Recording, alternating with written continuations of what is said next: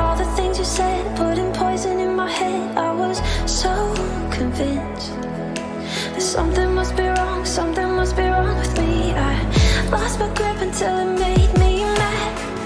Held it steady with the hell we had. It's seeming that all of this is over.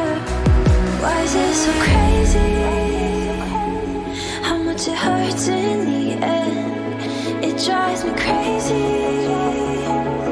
to think we'll never be friends. Hate when goodbyes are unfair. Don't think that I never care. Make me crazy.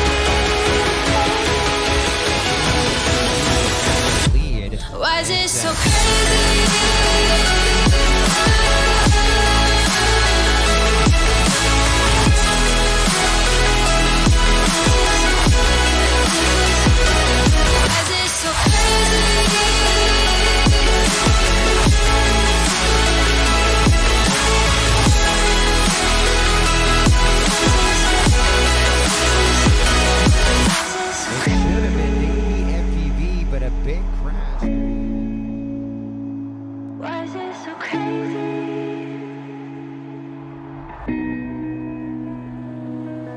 I tried moving on to something new, thinking anything would